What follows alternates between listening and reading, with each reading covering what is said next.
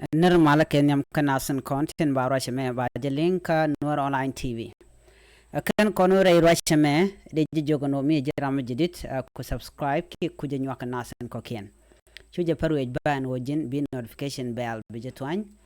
ko bilera dana ba latrech ka gwasa payore keje ba shwa mala shuba kudu ki gwasa dana titen.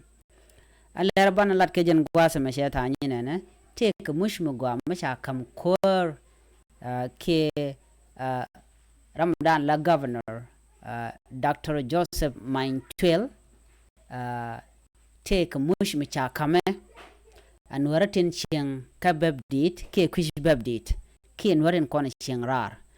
ban je chulinkel arwachame an wala shenga diok ka faidich ron kina daro widi jan dangro wan ban lera me ban je chulinga gwa ka dob dan de kon linga je kono kono no de kon lere aling tin kon lat ko rodien reinware name jen much dana shakam Dr. manytuil shitka minen yana magoture bu kon dob dana tub ke je ban je kula linkel ke ka ngana tub mo ban je linkel no gwas me jen gwas dan je tin kan Ramadan en non mushmo gwas me bu korach shala den ro sha Dr. Joseph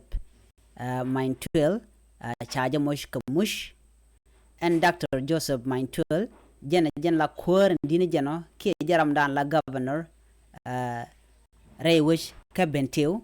ke jaram dan sha mush ka mush ene tin rar ke tin kush bäpdiit ne re kontin sheng rar ke ne tin ka western wall chicken much me chicken top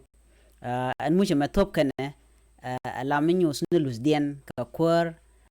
ne Dr. Joseph manytuil ban je kula linkel musha mo chicken lat kam ka je ne tin ka bon SPLM IG ne re konti ka bon SPLM IG ke ne tin content pink kume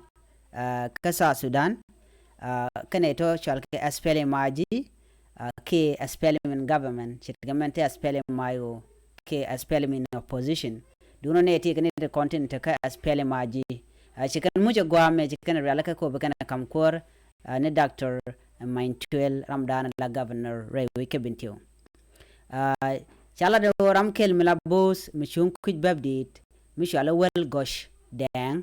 rama me jaram dan la koren kep SPLM IG ka kuj bäpdiit en wini ka Australia rama me jaram dan en nong mush ki man kam mush kama je Dr. manytuil en mujje dan sha tup chala do jen a kolon me a kolon ka kolon point sha non karwa da sha jen non kan muj kokien bana ke kula linkel en kolon mo chaja kame en tin de kuch bäpdiit tila ji a panal kelio ne de kon tup go muje me ke ji a panal state ke greater a panal kan tin kon cha muje mo chaja kam kor ni Dr. manytuil chala de ne Mr. Salang wal chaben ka kona Dr. Joseph manytuil ka cha muje mo cha jetup te mu cha ko lat gwaz me bum rang ke lunjok ke mu lunjok en kol go pele en dana cha tup chiga kolonya dana channeling cha kame jen cha ka tup kel kana kol kangaro jen le mi shenka Australia wa kol mo chikana tup ka kol mo tup ka je mu news ne lus kwar ne Dr. Joseph manytuil jen tup kana je mo ki jen kama je kam kana kwar mo ka je ka kam ko je ka kyuro ka de mangwa en te ka je kana siang lu zaman danan chala da te ka je ki man ruwa che bentiu cha kol mo cha je tup ala kol kangaro mo chala da no en kol han chale kangaro nyu da ne siang kwar mi bo lat ki mi bo lat ka gwasan tanyam bo wajmo be lat te lunjok ke she corruption she bilene lat belana wech karwa da sharo mo chaje kwene no alo jen chere ke symbol ki mi nyusun jengo en kol kangaro gomen chakame non kare we ka Australia kon kangaro te we ka Australia karwa de chala do chaje kam Dr. manytuil ko jen be nyu do gwano be woje mo be jelat ke nyu do je gwawo en jen be chonkel bokana sharo mo chaje lat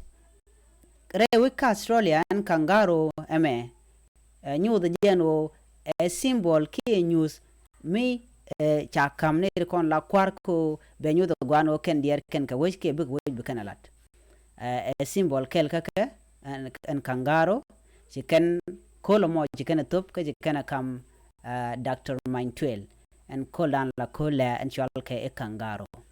en me ajan dan de kone link ajan gwasme mi jiram jidit bi shunga jano sha mushi me cha ja kam Dr. Manytuil ramkel malakur ke SPLM IG rewe ka Australia ka to baje ka luzde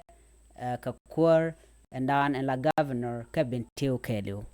ajarwa dan de linga jan gwasme gor no jin bijan wakana sin ko ken ko de lerti ti de kan shawo gwasnetin gor kon ken o de ko tin ajan gwas dan de kon chongtin biata kamal bye bye